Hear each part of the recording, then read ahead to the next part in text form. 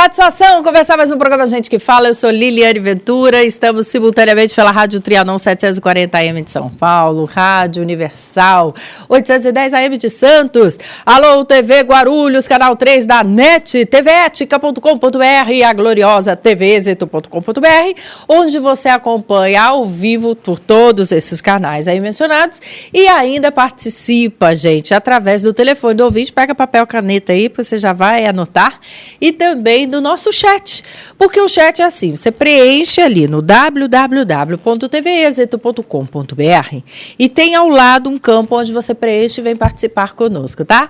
Por telefone é o 11 581 3782. Liliane falou muito rápido e não entendi nada. Vamos de novo? 11 581 3782. Dito tudo isso, eu quero te chamar a atenção ainda para que você baixe, tendo o meu convite aí, o aplicativo da TV Êxito. A um clique você acompanha uma programação diferenciada 24 horas, tá?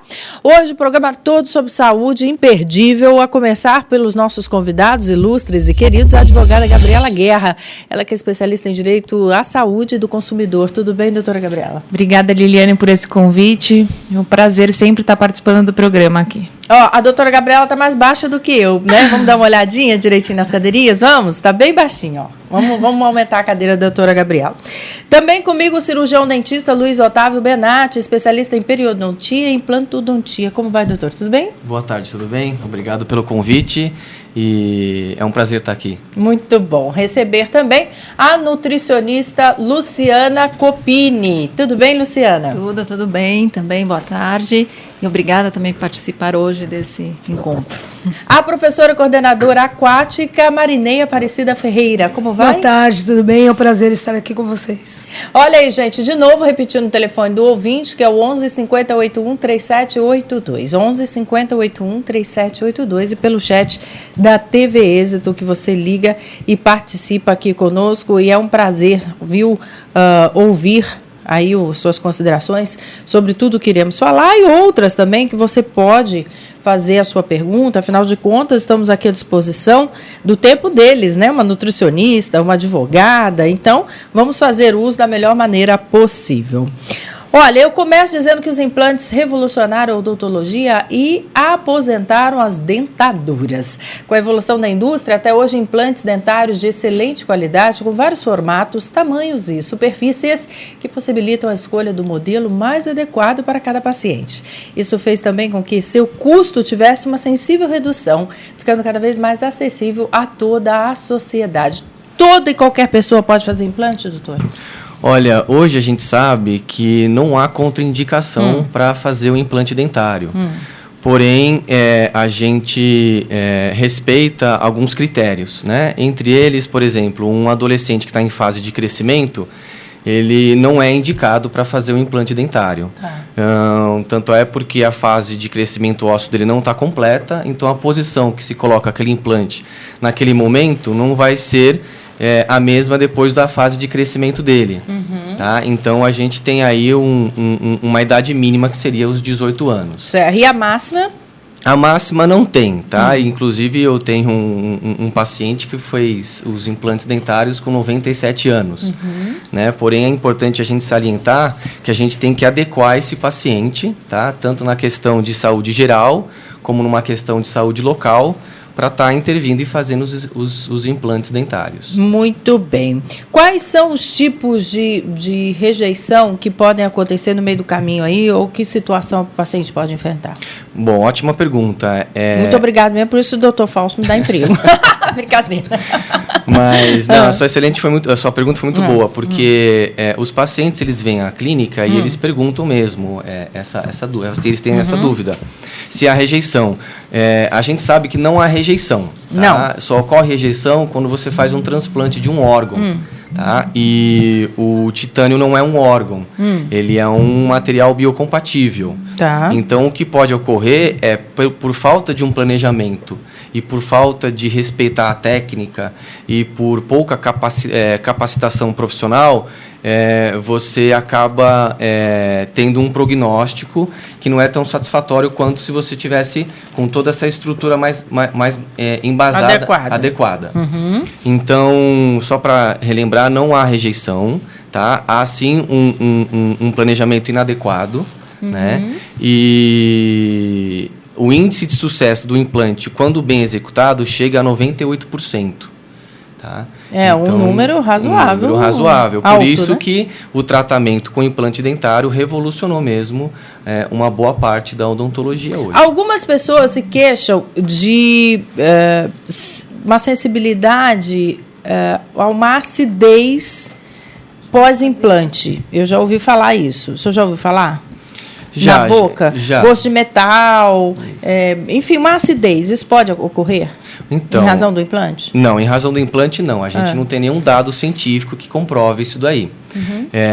A gente sabe que esse gosto metalizado, né, ele pode ser oriundo de uma bactéria que está na boca. Não necessariamente, a gente sabe que isso não vem do implante dentário e nem da prótese sobre implante. Vem, por exemplo, de uma manutenção que deveria ter sido feita após o tratamento com implante e que geralmente é de 6 em 6 meses ou anual. E caso o paciente não faz essa limpeza, começa o mesmo processo de placa bacteriana, que é o famoso tártaro, que ele adere à superfície da prótese sobre implante ou do próprio implante, da mesma forma que adere sobre o dente, e precisa ser removido. Né? Algumas bactérias que estão na boca podem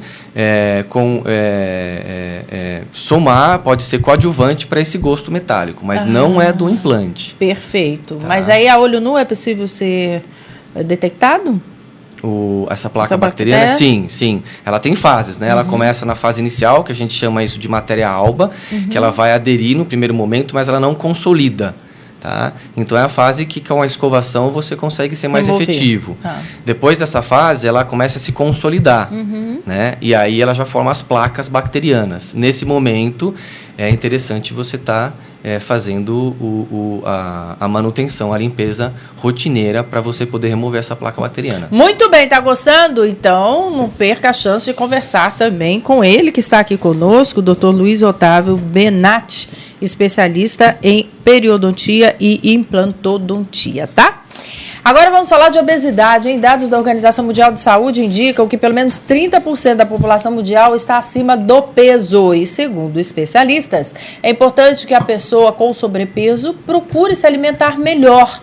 E, se for o caso, inclusive, busque tratamento. Nesse estágio, os resultados são mais facilmente alcançados, mas precisam ser buscados para que o problema não se torne aí uma obesidade mórbida. Porque já que eu estou gorda, estou gordinho, vou ficar mais um pouquinho, aí você candidata mesmo à cirurgia bariátrica. É isso? A nossa nutricionista, vamos ouvi-la.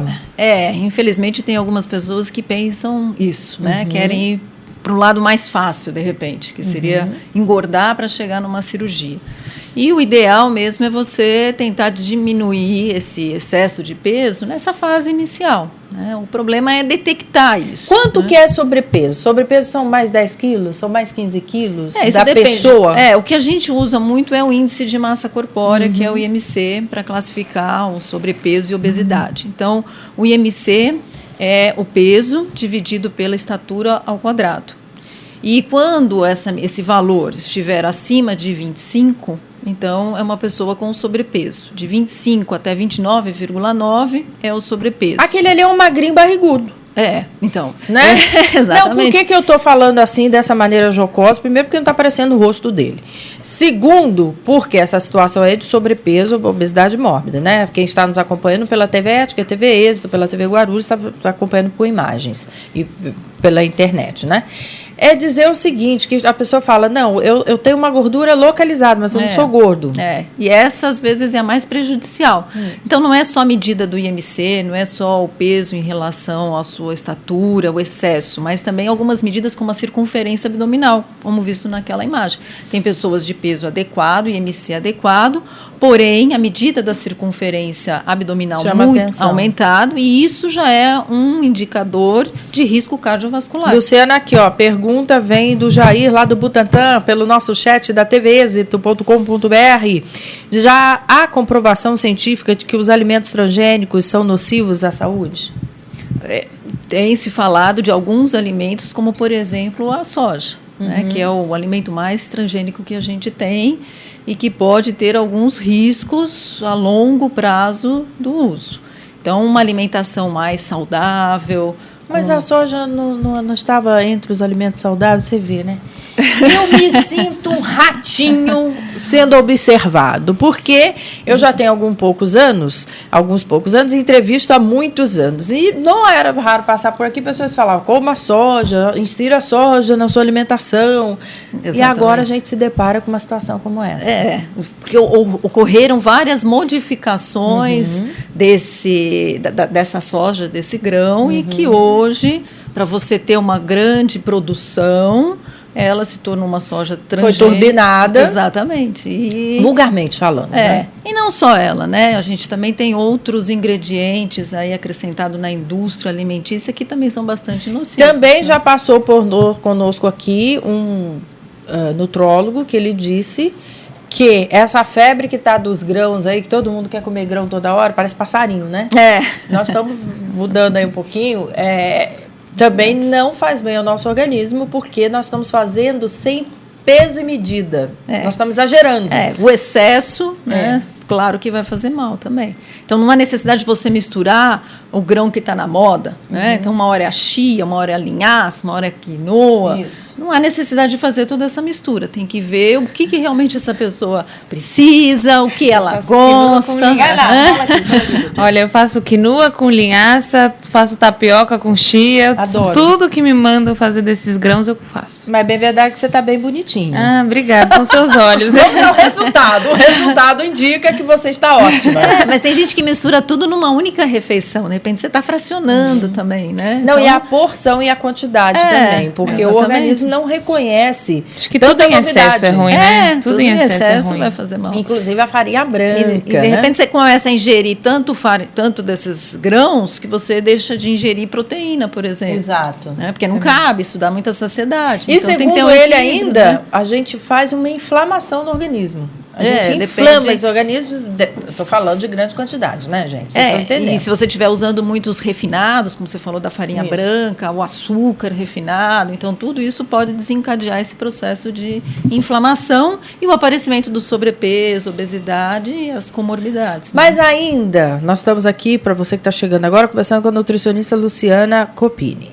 Ainda vale a matemática de que temos que gastar mais do que ingerimos? Principalmente para se manter no peso? Principalmente a partir de uma certa idade. Né? Meu pai, ela olhou para mim, eu senti isso, ela olhou para mim de uma certa idade, né? Por quê, doutora? Normalmente, para as mulheres, a partir dos 30 anos, né, a gente já tem alterações hormonais que são fisiológicas, que isso vai diminuir o gasto energético, o seu metabolismo. Então, atividade física, alimentação, estilo de vida, pode manter o seu peso. Então, a cada década devemos diminuir a quantidade. Ou gastar mais energia também. Né? Então, depende do que você gasta, da sua composição corporal, se você tem bastante massa muscular, uma gordura adequada. Tem vários fatores que influenciam. Mas os estudos realmente mostram isso. Ao longo das décadas, há uma diminuição do gasto energético basal. Você sabe que eu estou ensaiando para vir trabalhar a pé. Isso. Então, o trânsito está parado mesmo, né? Hoje nós tivemos um acidente aí, em frente a um shopping da cidade aqui, que pega todo o fluxo da Marginal Tietê e Pinheiros, que é onde é meu caminho, para tudo. Eu fiquei imaginando, se eu estivesse a pé, eu estava fazendo exercício. Exatamente. E chegado, mas no horário. Porque o tempo que eu fiquei lá parada e me aborrecendo, a parte cardíaca acelera, porque você tem que estar no programa, uma série de fatores, né? Eu fiquei imaginando, mas que bobona, hein? Eu precisando emagrecer e tendo aí esse artifício. Eu chegar aqui uma bruxa, mas tudo bem, né? Por conta do cabelo. E tratar esse sobrepeso é muito mais fácil, né? Porque às vezes só uma modificação no estilo de vida, colocar uma atividade física, sem mudar às vezes os hábitos alimentares, você já consegue perder peso. Ou fracionando um pouco a sua refeição, diminuindo uma coisinha, você já consegue eliminar esse excesso de peso. Tem outras formas de tratamento, tem alguns medicamentos ansiolíticos que podem ajudar também nesse tratamento. E hoje também temos a questão do balão intragástrico, que também pode ajudar no sobrepeso. Que é uma forçação de barra para educação alimentar. Exatamente. Pode falar. E sabe o que é interessante? Quando você está sedentário, qualquer estímulo que você der, físico, Já vai perder. é uma resposta rápida e acaba tendo um fator positivo aí da estimulação. Então eu perco rápido o peso e vou me interessar em viver aquele estilo de vida, vai ser interessante para mim nesse primeiro momento, porque eu preciso perder tudo isso. A sua atividade é aquática? Sim. Muitos falam assim, é a menos nociva às juntas, né, ao organismo. Como é que você faz isso? Na verdade, assim, o trabalho aquático é interessante porque você faz atividades sem o peso corporal total. Dependendo do posicionamento que você estiver na piscina, você perde até 80% do peso corporal. Por exemplo, numa situação onde normalmente acontece isso comigo, por conta da minha baixa estatura, você, no momento que você fica com água mais ou menos na altura do pescoço, você está só com os 10% do peso corporal da sua cabeça. Por isso que eu me sinto tão levinha lá. Mas não precisa isso. Assim, o que a gente diz, em termos de quando você procura atividade física, aquática, para ter essa perda de peso, porque você está com algum problema, ou uma lesão, ou realmente com sobrepeso, que no primeiro momento, se você for fazer atividade física, você pode até causar um quadro de lesão. Mais ou menos na altura da cicatriz umbilical.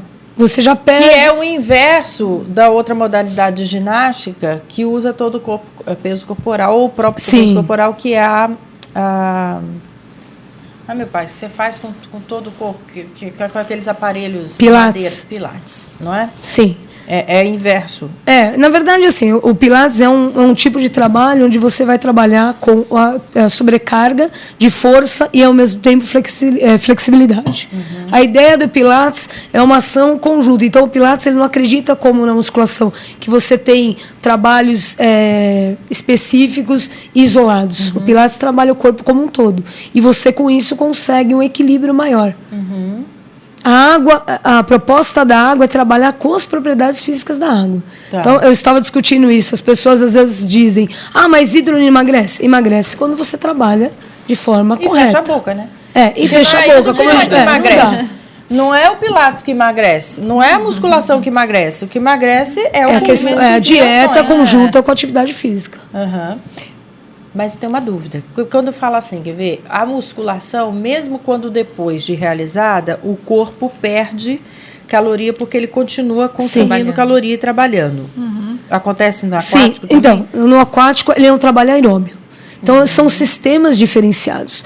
A musculação é anaeróbica. Então, é como se você fizesse um trato no banco. Você pega o dinheiro para pagar depois. Então, você faz a musculação e você depois, no momento que você está em repouso, que você vai ter o ganho. Olha, eu só não gostei da comparação. Sim. Porque o negócio de banco, meu filho, você acorda porque o banco só tem cadeira para você sentar. Mas eu te digo que banco mesmo, porque se você, aliado à musculação, está fazendo dieta, você vai ter aquela sanção da troca do banco, que você tem que... Normalmente você pega e acaba pagando mais. No exercício acontece a mesma coisa.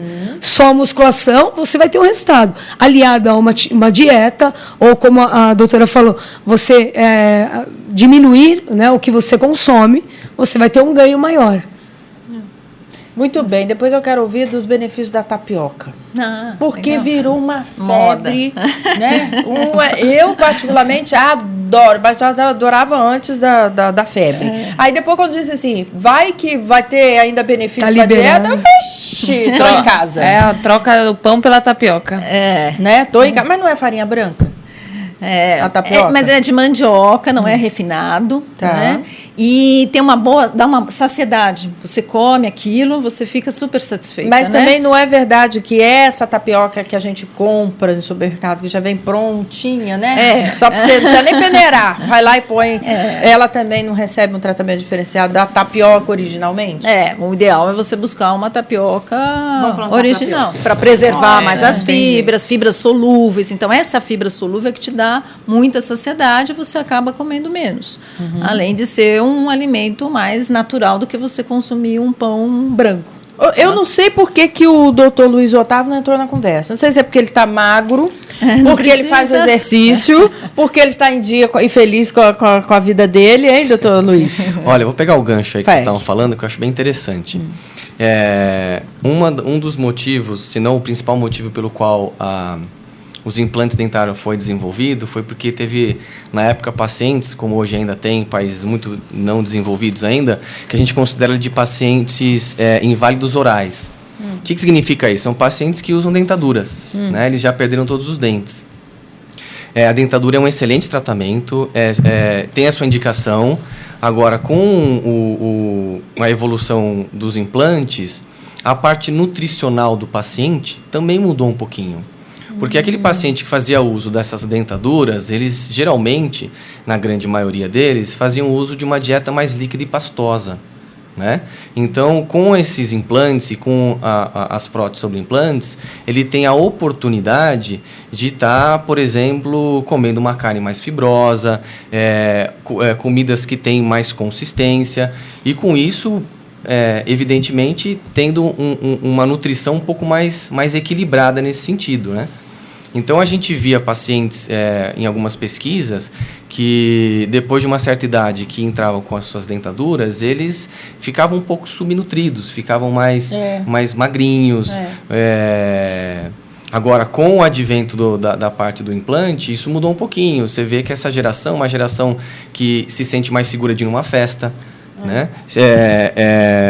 Acaba, durante os eventos sociais, não se sente inseguro em estar comendo uma coisa que é para morder. Né? Então, a dieta desse paciente, tanto do social, acaba mudando. Perfeito. Você deve mandar sua pergunta também, já está chegando aqui o Jaime do Jardim Bonfilioli, pelo chat da TV Êxito, tvexito.com.br, ou ainda por telefone, que é o 11 50 81 3782.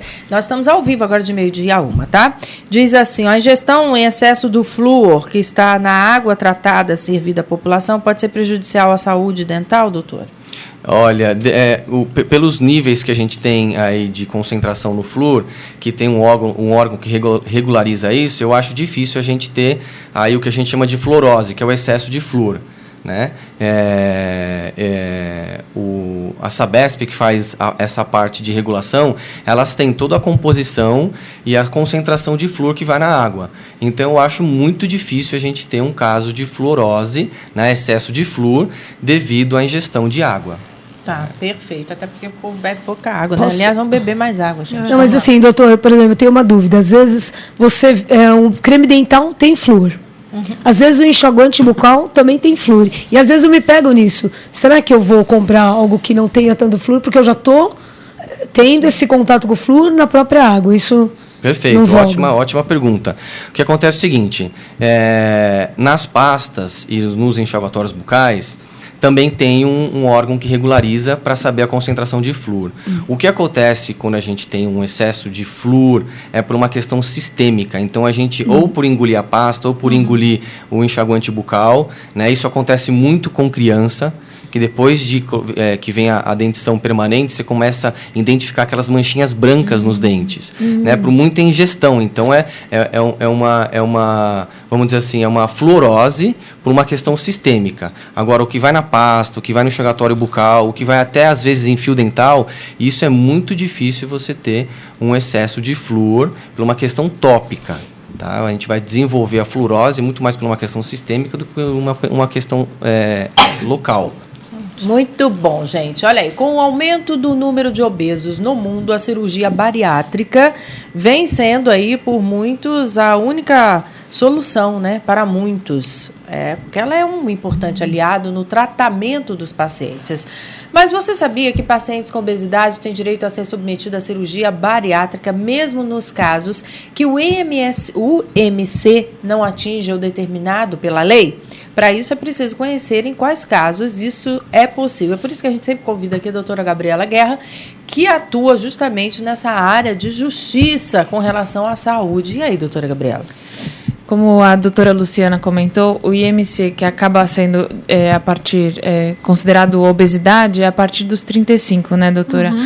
Só que existem algumas situações que o IMC, apesar de não atingir esses 35, é um grau alto, elevado, e a pessoa tem comorbidades. A pessoa tem diabetes, tem problema nas juntas, tem problema nas costas, enfim, inúmeras situações, inúmeras comorbidades que podem causar um prejuízo à saúde saúde, problemas cardiológicos, principalmente com que fazem que o plano de saúde tenha que dar cobertura para essa cirurgia, mesmo sendo um IMC abaixo do que a ANS autoriza para a realização da cirurgia.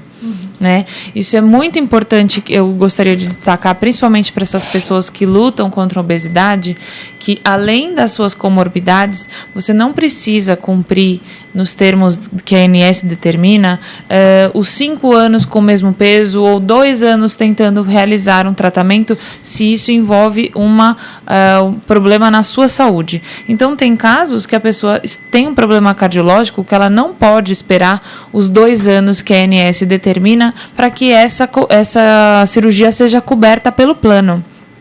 Outra pegadinha que os planos de saúde estão cometendo com essas cirurgias de obesidade é que eles querem autorizar aquela cirurgia que eles chamam de barriga aberta, né? Que é super invasiva para o paciente.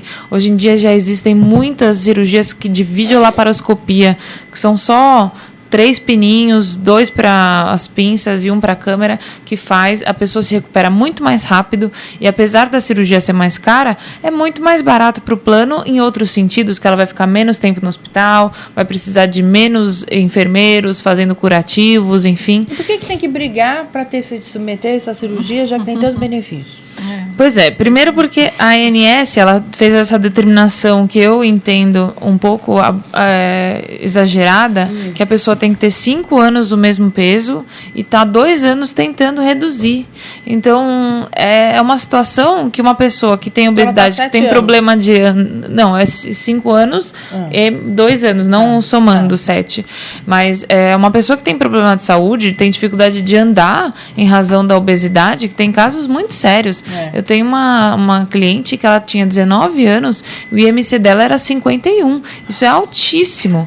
Então, era uma situação que ela tinha dificuldade de sentar em razão das dobras da perna dela. E o plano de saúde não autorizou porque ela não estava com um acompanhamento médico e tentando emagrecer no período de 2 anos. Mas é algo que ela estava entrando em depressão, sofrendo bullying na escola em razão do peso dela. Então, era algo que a gente teve que entrar na justiça para poder brigar por aquilo, afrontando com o que a ANS determina. E teve sucesso? Ah, com certeza. Ela me manda foto, hoje ela está ótima. E isso sempre com acompanhamento de psicólogo também, porque é uma mudança muito radical na vida de uma pessoa, principalmente da idade dela. Então, a gente só consegue essa autorização do juiz se a gente juntar relatório de psicólogo, relatório de cardiologista, dizendo que ela está apta para realizar essa cirurgia. Luciana, eu queria saber se a creatina é indicada para musculação, que pergunta a Maria de São Miguel Paulista. Ah, meu Deus. Existem vários suplementos nutricionais. Um desses suplementos, essa proteína, que é a creatina, só que para você... Tem no ovo isso? Para você utilizar... Não, no leite. No leite. Na carne também tem. Para você utilizar esse tipo de suplemento, é importante que você passe com um nutricionista, que faça uma orientação adequada, faça uns exames e acompanhamento, porque dependendo da quantidade que você usa, você pode ter efeitos colaterais também ruins. Né? Aqui o Jurandir de São Paulo, obrigada pela participação, Jurandir. Ele diz assim: Liliane, é oportuno lembrar que a tapioca faz um grande sucesso nos Estados Unidos, é mesmo? Não sabia. Olha só, será porque é rápida? Compra no supermercado e faz? Bom, a gente continua aqui, você aí, um rápido intervalo nós vamos fazer, não saia, porque esperamos por você. Até já.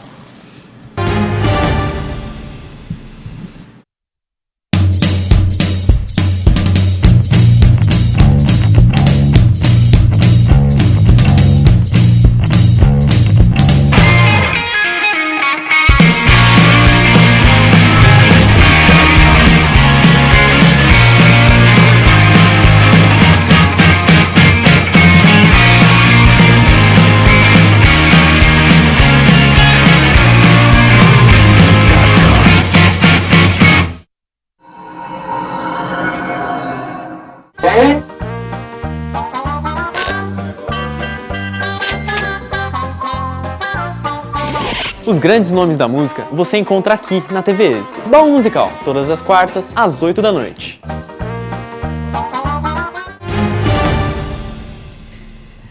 Estamos de volta com o programa Gente que Fala e eu agora converso por telefone com o Dr. Nelson Letizio, nosso cirurgião plástico que participa sempre aqui, respondendo às perguntas dos nossos telespectadores e ouvintes. O assunto hoje é o pós-operatório, quando bem feito, encurta o período de recuperação do paciente, além de conferir um resultado cirúrgico muito melhor.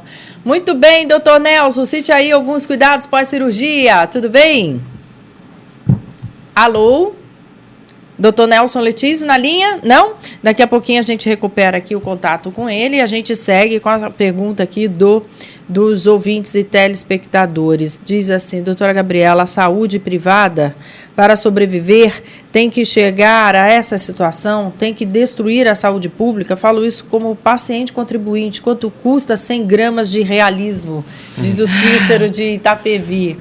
Olha, na verdade, a saúde privada e pública tem inúmeros defeitos. Talvez a privada esteja com essa má qualidade em razão da falta de assistência que a saúde pública dá. Então, hoje em dia, tem até alguns planos de saúde com valores irrisórios de mensalidade para você poder sair da parte pública, mas aí acaba tendo muitas falhas de tantos beneficiários que aquele plano de saúde pega e não consegue nem dar conta de tanta gente aí que eles atendem. Então, acho que é a privada e a pública que estão falhando aqui no Brasil. Muito bem, eu quero tratar de um assunto agora muito específico para criança, viu? Porque todo mundo fala que é importante você, logo que o bebê nasce, colocar para nadar, ter contato com a água. De verdade, o que acontece com essa criança quando tem a oportunidade de fazer tudo isso? Na verdade, a gente trabalha com natação, a ideia é além do nadar. Então, assim, lógico que o ser humano ele nasce com atrativo natural com a água, né? Da água. Ele gosta muito, além do que eu tenho a mobilidade, o bebê ele sempre está ou no colo de alguém ou atrelado a alguma roupa normalmente que está o apertando. E na água ele tem essa sensação de liberdade, de soltura, um contato. Mas assim, o que realmente a gente quer quando você coloca um bebê, às vezes as pessoas, e eu me pergunto, o que faz uma mãe tirar um bebê de um berço quentinho, como num dia de hoje, que eu tive 10 alunos numa aula de bebê, o que faz uma pessoa tirar um bebê de um berço e levar ele para a água? É o que traz de melhor, que é o desenvolvimento integral de alguém. Então, a água, além do realmente acabar você aprendendo a nadar, a sobrevivência, ela traz um desenvolvimento, um aparato, um suporte para o teu conhecimento. Porque assim, o bebê ele conhece o mundo com o corpo. Quando você trabalha, no caso, a gente faz, eu gosto muito de falar de atividades aquáticas para bebês. Eu não gosto desse termo natação para bebês. Porque eu acho que, quando eu falo em atividades aquáticas, eu englobo algo que vai trabalhar com o aspecto cognitivo, com o aspecto afetivo e, inclusive, aprender a nadar. Coisa que a gente sabe que o bebê ele vai mais ser estimulado a reagir à água do que propriamente nadar. E porque eu fico apavorado quando eu vejo assim, e acho lindo, para te dizer a verdade. Não, é maravilhoso, é uma experiência. Peixinhos na água, né? Não, isso acontece, mas aí a gente tem que ver de que bebê que eu estou falando. Então, assim, se eu tenho um bebê de 0 a 4 meses, ele é um mamífero aquático. Ele tem controle respiratório, tem controle postural, ele nada. Depois porque ele tem reflexo. Alguma aguinha, né? Depois de beber alguma aguinha. Não existe isso. Até os 4 meses é total controle. Postural, respiratório e ele nada. Ele tem um movimento, reflexo natatório. Aos 4 meses você perde isso. E aí, então, você entra realmente, aí pode entrar essa aguinha que você disse. Então, o que a gente faz? No momento que ele sai desse movimento natural do nadar, essa é minha filha de 16 anos. Oh, meu Deus! E quando ele sai desse movimento reflexo natatório, então ele vai participar de aulas onde a gente vai realizar atividades, movimentos específicos, experimentações e vivências, para que ele passe por essa desorganização que é natural do ser humano e chegue no movimento voluntário, que lembra bem o nadar, de uma forma cheia de prazer, que não corra o risco, no caso de beber água. Muito bom. Gente, agora sim comigo na linha o doutor Nelson Letizio, que vai falar sobre o pós-operatório. Tudo bem, doutor Nelson? Tudo bom, Liliane? Como é que você está? Eu estou ótima. Satisfação em tê-lo aqui conosco, viu? Que bom. Então, a pergunta da nossa paciente hoje, da nossa telespectadora, né, que possivelmente pode ser paciente aí em algum momento, pergunta a respeito do pós-operatório. Você diz de lipoescultura? De quando bem feito, que encurta o período de recuperação do paciente. É fato ou não? Olha, Liliane, usualmente, a liposcultura tem que ser bem indicada, tá? Para que a paciente consiga realmente buscar o que ela está querendo. Agora, o pós-operatório de uma liposcultura geralmente é muito benigno, viu, Liliane? É muito benigno. Uma liposcultura bem indicada, você faz tipo numa quinta-feira, numa sexta-feira, dependendo do tipo de atividade profissional do paciente, muitas vezes segunda-feira ela volta a trabalhar. Que maravilha! Ah, sem dúvida, Liliane, porque, veja, você pode dirigir 3 dias depois. Então, você não fica com um tempo de recuperação prolongado, entende? Desde que seja só uma liposcultura. Ah, não, já associa com uma cirurgia de abdômen, associa com a prótese de mama, aí o quadro muda. Certo. Agora, se for uma liposcultura média, bem indicada, bem certinha, assim, com pós-operatório, um pré-operatório bem adequado, nossa, Liliane, é bem benigno, viu? Bem benigno, rápido, e a pessoa volta às atividades profissionais rapidamente. Perfeito. Agora, doutor Nelson, é comum achar que passou um caminhão por cima, né? Ah, sem dúvida, é o que a gente fala, parece que toma uma surra de pau, né? Porque você está quietinha, não dói nada. Você, por exemplo, está no computador, está assistindo uma TV, não dói. E quando você vai se levantar, primeiro nos primeiros, segundos, terceiros dias, é isso, está quieto, está tudo bem, vai levantar, parece que fez muita atividade física na véspera. Então, aquela dor de trauma, aquela dor de que o paciente sofreu uma contusão no local, sofreu uma pancada. Então, quieta não dói, dói na movimentação. Aí a pessoa começa a marcha, ela começa a andar, pronto, já estabiliza. É aquele primeiro momento da sair da inércia, né? Você doutor Nelson, e depois de quanto tempo a pessoa vê o benefício? 1 mês, 2 meses, 3 meses? Olha, ela até uma semana a pessoa incha, ela vai demaciar durante uma semana. Com 15 dias ela já está começando a vislumbrar alguma coisa interessante. Com 1 mês ela já vê bem o que vai acontecer. Porém, o desinchar total de 6 a 8 meses, viu, Liliane? Então, aí, para você que está interessado em saber mais sobre liposcultura, pode mandar a sua pergunta aqui para o programa Gente que Fala, porque nós temos a participação do nosso querido Dr. Nelson Letísio, sempre às quartas-feiras, que nos auxilia aí, com certeza, a resposta aos nossos telespectadores e ouvintes. Prazer falar, viu, Dr. Nelson? Um beijo. Um grande prazer, Liliane, é sempre bom ouvi-la. Nós também, aqui em recebê-lo. Um beijo. Um beijo, saúde e paz para todos. Aí, saúde e paz. Tchau. Olha aqui, gente, deixa eu contar para vocês que muitas vezes, né, todo mundo corre aí para nutricionista por conta do peso aumento, do peso aumentado, né? Ah, eu tenho que fazer dieta. Eu fico olhando para o meu diretor Fausto Camunha, que é o dono do programa.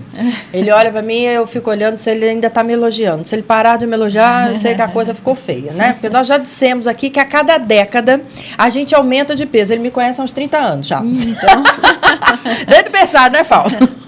Quando ele me disse, ela tá bonita, eu ainda tô com o emprego garantido. Depois tem que tomar cuidado, né, gente? Mas a brincadeira à parte, para dizer o seguinte, que a gente tem que cuidar. Porque, de fato, aumenta o peso a cada década. Mas a única preocupação não pode ser essa.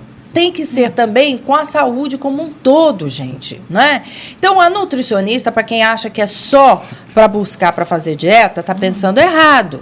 Porque o profissional é também indicado para diversos outros problemas. Quer ver só? Diabetes, hipertensão, controle das taxas de colesterol, triglicérides e outros. Para a nutricionista Luciana Copini, que está aqui conosco, uma consulta deve ser feita mesmo quando não há nenhum problema, pois pode ser essencial para prevenir e melhorar a saúde e a disposição. Isso mesmo. E obrigada pela oportunidade dessa pergunta, né, desse comentário, porque muitas vezes as pessoas só acham isso, o nutricionista só vai fazer você perder peso, e não é. Então, a prevenção, uma alimentação equilibrada, saudável, dá disposição para a pele, para o cabelo, inchaço. Então, tem diversas orientações nutricionais, mas para isso, o nutricionista tem que conhecer o paciente, tem que fazer um diagnóstico nutricional, uma anamnese e traçar as condutas personalizadas, individualizadas, que esse profissional nutricionista é capacitado para fazer isso. Então, procurem um nutricionista não só quando tem alguma doença, mas também para a prevenção de doenças. Você tem histórico na sua família de câncer de intestino, por exemplo. Então, a gente tem alimentos que podem ajudar a prevenção de câncer. Tá? Isso é um exemplo. Se você tem na família... Então, dá o exemplo do alimento agora. Fibras. Né? Então, fibras insolúveis, os grãos, evitar os refinados... alimentos verdes, o brócolis, por exemplo, é ótimo para a prevenção de câncer. Claro que tem uma predisposição genética aí importante, mas que se você associar uma alimentação saudável, adequada, você pode prevenir esse aparecimento. Diabetes, né? Diabetes tipo 2, então não é só aquele diabetes tipo 1 que tem que controlar tudo direitinho. Diabetes tipo 2 também precisa de orientações específicas, individualizadas para aquele paciente. Então, procurem um nutricionista, não só quando apresentam uma doença, mas antes, né, uma orientação geral é importante. Muito bom. Doutor Otávio, a Vilma de Santa Cruz diz assim: no caso do aparelho dentário, é possível colocá-lo caso o paciente precise antes de um implante? Então, essa é uma excelente pergunta. Por quê? A gente gosta, pelo menos a tendência hoje em dia é você ter uma equipe multidisciplinar. Então, dentro da própria clínica, você tem um profissional que trabalha com aparelho, um profissional que trabalha com tratamento de canal, um profissional que trabalha com a área de implante dentário. Nós temos também na equipe uma nutricionista e um cardiologista, ou seja, o paciente ele tem todo o back-off, que a gente chama, para a gente fazer o planejamento. Mas, respondendo à pergunta dela, tem casos que a gente tem que usar, sim, o aparelho dentário antes de fazer a instalação do implante. Porque, às vezes, o apinhamento dos dentes, os dentes estão tortos e ele não cabe no perímetro da maxila ou da mandíbula. Ou seja, o perímetro da maxila ele é menor do que todos os dentes unidos. Então, a gente precisa criar um espaço. Com isso, o espaço a gente cria com o aparelho dentário. Né? E aí, se sobrar um espaço, depois de ter usado o aparelho dentário, aí sim a gente acaba fazendo o implante dentário. Muito bom. A pergunta respondida aí para a Vilma e você também que está nos ouvindo. Ainda há tempo, porque nós paramos só a 13h, depois tem a reapresentação desse programa e outros já realizados aqui.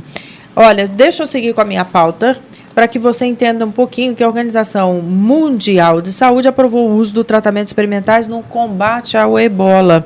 Segundo a OMS, as circunstâncias pedem tentativas de tratamentos, mesmo que ainda não homologados, cuja eficácia e efeitos secundários são desconhecidos. Não é isso, doutora Gabriela? Exatamente. E aí o que eu queria comentar nessa situação, porque infelizmente, muitos casos que já chegaram aqui no Brasil, eu já tive notícias e muitas ações judiciais no sentido que, por ser um tratamento experimental, o plano de saúde não quer cobrir. E ainda a fila do SUS está tão grande nesse sentido que o Estado não está dando conta. Então, nessas situações... Não, mas de tantos casos de ebola aqui no Brasil? Não, de investigação, pelo menos. E nessas situações, o SUS não está dando conta. E nas possibilidades que a pessoa tem plano de saúde e pode conseguir investigação ou até possivelmente um tratamento, eles não querem autorizar por ser um tratamento experimental. E não só o caso de ebola. Eu disse o caso de ebola, que é algo que está recente aí nas notícias, mas muitos tratamentos experimentais não dão cobertura em razão do plano de saúde dizer que não está na bula para aquele tratamento, não está não tem estudos científicos ainda nessa situação. Muito bem. Olha aqui, a gente está recebendo uma notícia e lamentamos o falecimento do Eduardo Campos, que estava em um avião, caiu em Santos. O candidato à presidência da República, Eduardo Campos, estava no avião que caiu em Santos na manhã de hoje, segundo uma fonte do PSB. A informação ainda não foi confirmada, mas já se sabe que o acidente deixou 2 mortos e pelo menos 10 feridos. Ainda não temos informações, né, da saúde, da agência, da agenda do candidato, que teria que ser cumprida hoje, enfim. Mas lamentamos aí o falecimento, né, e daremos mais informações no decorrer do nosso programa desse jovem candidato à presidência da República, Eduardo Campos. O que eu li aqui, Liliana, enquanto a gente estava conversando, é que a Marina não estava nesse voo, que é a vice, né? E em razão desses 10 feridos foi porque esse jatinho caiu em uma casa em Santos. Então, algumas pessoas da casa também foram feridas. São 2 mortos e 10 feridos.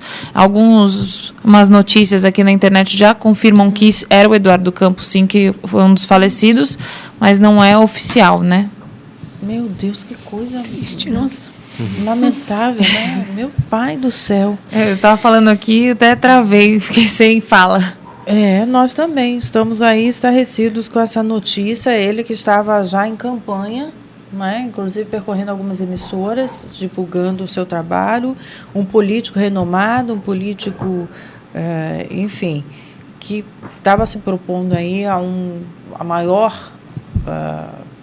eu estou até zonza também, para te falar a verdade, porque uma situação como essa, em que um jato cai, um avião cai, numa casa, uma residência lá em Santos, a Raela está apurando, bem como a nossa equipe aqui, para também não dar mais informações, porque aqui a gente não faz sensacionalismo, a gente dá notícia, não é? Então, já a gente continua informando aí sobre o falecimento do candidato à presidência da República, Eduardo Campos, que teria hoje pela manhã, né, saído aos seus compromissos, o jato em que ele estava, ou o avião particular, não sei muito bem, vamos informar daqui a pouco, teria caído lá em Santos, né, litoral aqui do estado de São Paulo. Muito bem, eu sigo agora com outra pauta, em que estamos... tem outra pergunta aqui para você, viu, doutor Otávio? Doutor Otávio, é comum a perda de peso em pessoas que colocam prótese? Implante? Isso pode ocorrer, não necessariamente vai ocorrer. Depende dos hábitos alimentares do próprio paciente também. Porque quando a dentadura é muito bem indicada e muito bem executada, ela consegue ter a sua função de mastigação. Né? Você não vai ter, por exemplo, em comparação com uma prótese sobre implante, uma efetividade tão grande quanto. Porém, você tem uma dieta muito bem equilibrada. Agora, o paciente que já não se alimentava bem, associado à dificuldade de uma prótese não muito bem instalada, e isso realmente vai fazer com que o paciente, aos poucos, vai perdendo peso. Né? O importante, a gente reforçar aqui é o seguinte, todo paciente que procurar o tratamento com implante dentário, é bom ele procurar um profissional que tenha capacidade e tenha especialidade, porque hoje em dia o profissional acaba fazendo poucos cursos e na hora que vai executar o tratamento, algumas coisas acabam ficando ali a desejar. Né? Eu apenas queria deixar isso aí como observação para o ouvinte. Muito bem. O pino que é posto hoje para prótese dentária, né? Para prótese não, desculpa, por implante, é de titânio, é uma questão fechada, porque no passado tinha-se a opção de usar um ou outro no mercado. Isso. Quem desenvolveu essa técnica foi um sueco, o Brennemark, que fez um estudo durante uns 15 a 20 anos, da década de 60 até o comecinho dos anos 80, e ele propôs esse protocolo de tratamento num congresso em Toronto, em 1980.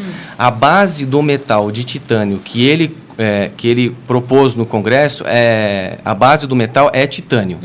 Então, não há outro material senão o próprio titânio, que ele é biocompatível com tecido ósseo.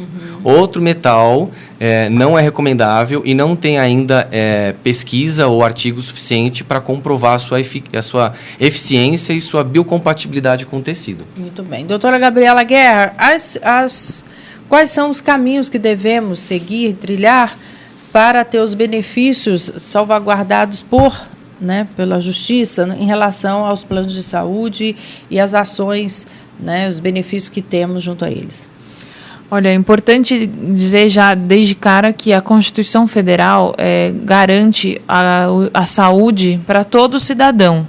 As pessoas que têm planos de saúde tem que ter o direito garantido daquelas doenças que têm a cobertura através do Conselho Federal Federal de Medicina. Tudo que estiver autorizado, caracterizado como uma doença que o plano cobre, tem que ter todo o tratamento adequado, seja ele moderno ou não, tenha ele prótese ou não. Então, tem algumas situações que, inclusive, existe a cobertura para tratamento dentário, mas eles não cobrem a prótese. Nessas situações, como uma cláusula tem que prevalecer em razão da outra, a que prevalece é a mais benéfica para o consumidor. Então, tem que cobrir prótese, seja ela dentária, seja ela cardiológica. Então, é a garantia de cobertura do tratamento da doença que estiver coberta no seu plano. Gente, nós estamos agora por telefone com o jornalista James Akel, que vai falar um pouquinho mais da detalhes sobre o acidente que ocorreu hoje com o candidato à presidência da República do Brasil, Eduardo Campos. Pois não, James Akel, com você. Boa tarde, não tão boa assim.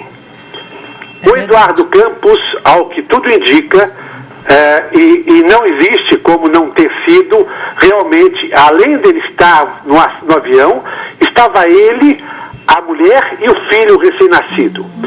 E todos morreram a bordo do avião jato Cessna, que caiu agora de manhã em Santos. Então, o que se comenta é que deve haver agora mesmo uma reunião de emergência do PSB. Os líderes do PSB devem se reunir lá em Santos, estão todos se dirigindo para Santos, que é onde devem localizar, já foi localizado, devem encontrar o corpo de Eduardo Campos e ver qual é o caminho a seguir da campanha presidencial. Infelizmente, aconteceu, e no dia 13 de agosto. Ele estava, me parece, em uma reunião do partido no Guarujá, era isso? Não. Ele estava saindo do Rio de Janeiro, porque ontem à noite o Eduardo Campos deu uma entrevista ao vivo para o Jornal Nacional. Sim, eu assisti. E esse jato, que é um jato alugado pela campanha do PSB, esse jato pegou o Eduardo Campos no Rio de Janeiro hoje de manhã, porque ele dormiu no Rio de Janeiro. Pegou o Eduardo Campos hoje de manhã no Rio de Janeiro para ir para Santos, pousando no Guarujá. Então ele acabou caindo em Santos mesmo. Não houve o pouso no Guarujá, o avião dele, o jato deu uma pane e ele caiu em Santos mesmo.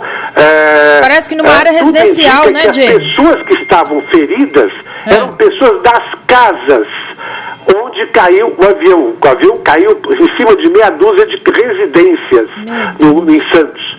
E as pessoas que foram resgatadas feridas eram pessoas das casas. As pessoas que estavam dentro do avião acabaram morrendo mesmo. Entre elas o Eduardo Campos, a esposa e o filho recém-nascido. E o Eduardo saiu do Rio de Janeiro hoje de manhã. Esse foi o trajeto. Então, não aconteceu reunião nenhuma em Santos, nem no Guarujá, nem em lugar nenhum, porque ele não chegou vivo lá. O avião dele caiu agora de manhã e toda a cúpula do PSB está indo agora para Santos para se reunir lá em Santos. A Marina também foi chamada para ir junto, para eles verem o que eles vão fazer. James Akel, muito obrigado por sua nobre participação. Um beijo, querido. Beijo. Nós falamos aí com o jornalista, né, que nos ajudou fornecendo mais informações, porque, como bem disse ele, a aeronave partiu do aeroporto Santos Dumont, no Rio de Janeiro, com destino, né, ao aeroporto do Guarujá, quando nem chegou lá, porque no caminho a aeronave caiu antes mesmo do pouso, né, o avião remeteu devido ao mau tempo, atingindo 6 casas. Nós estamos todos estarrecidos como cidadãos, como brasileiros, numa situação como essa tragédia que aconteceu hoje logo cedo de manhã. Várias informações você terá, claro, nos principais noticiários do Brasil. A Marina não estava no voo, eu acho que vale a pena a gente reforçar isso, né? Muitas pessoas perguntando, indagando, ela não estava o Eduardo Campos, sua esposa, o filho recém-nascido, mas outras pessoas que a gente não tem maiores detalhes, tá? Voltando aqui à pergunta, doutora Gabriela, a Patrícia da Lapa diz assim, o advogado, como posso saber se ele é especialista ou não nessa área de saúde? Perguntando para a pessoa, vendo as qualificações, se ela fez um curso de especialização e os trabalhos dela nessa área. Não existe um curso específico para a área de saúde, mas existe relações de consumo na área de saúde, existem cursos voltados para análise de contratos de planos de saúde. Também para você, a pergunta vem da Regina, de Sapopemba. Temos muitas escolas preparadas para atender as crianças, Marinei? Na verdade, isso é meio complicado, porque assim, que criança que eu falo? De um bebê? Um bebê, ele necessita de um vestuário apropriado, ele precisa de uma escola que possa recebê-lo, dar a segurança que um bebê necessita, em termos de diferencial de temperatura. Por exemplo, uma piscina que vai receber um bebê, ela não pode ter abertura para fora. Então, ela tem que ter todo um trabalho onde ela fique, toda a parte de entrada, ela seja voltada para dentro, interno. Porque eu vou ter bebês, e o bebê, ele não está pronto ainda para ter acesso e ser exposto a diversos tipos de temperatura. Então, eu tenho que manter uma temperatura mais ou menos próxima do que ele estava ali, naquele conforto do lar dele. Então, se eu começo uma temperatura de fora, uma temperatura interna, eu vou colocar em risco a vida dessa criança, a saúde dessa criança. Muito bem. E tem que ser sempre acompanhado da mãe ou de um responsável? Na verdade, de um responsável. Mas o que a gente acredita? Como é um intercâmbio, então tem um aspecto da sociabilização, de ter o contato com o outro mais íntimo, normalmente o profissional prefere que seja o pai ou a mãe, ou alguém que seja muito próximo, com um detalhe, que saiba nadar. Bom. Porque às vezes a própria empunhadura da pessoa, ela está com insegurança quanto ao trabalho mesmo com o profissional, ou ela já vem dela um medo, um receio, e ela acaba passando na empunhadura para o bebê. Muito bem, eu quero aqui agradecer a sua participação, a Marinei Aparecida Ferreira. Eu que agradeço. Ela que é da Escola de Natação Mundo Azul. Sim. Muito obrigada por ter vindo estar conosco, viu? Obrigada. Também agradecer a nutricionista Luciana Copini. Obrigada, eu que agradeço. E procurem um nutricionista, Isso. né? A gente tem dicas maravilhosas para vocês, né? Uma alimentação saudável é sempre bom, para disposição, para tudo. O dentista Dr. Luiz Otávio Benatti, muito obrigada. Obrigado pelo convite. Espero ter correspondido às expectativas aí dos nossos ouvintes. Obrigado pela participação. Muito obrigada. Doutora Gabriela Guerra. É sempre um prazer, Eliane, participar do programa, debater assuntos não só aí da área do direito, mas da saúde também. E a você, querido ouvinte, telespectador que esteve conosco, nosso muito obrigada, porque afinal de contas esse programa tem a proposta, né, de entregar sempre qualidade de informação a todos vocês. Tem a direção do jornalista Fausto Camunha, diretor de produção Zenilda Salvato, redação Raela Brandão e Pedro Schiavon, pauta José Carlos Sicarelli. Um beijo a todos e até o próximo programa. Tchau.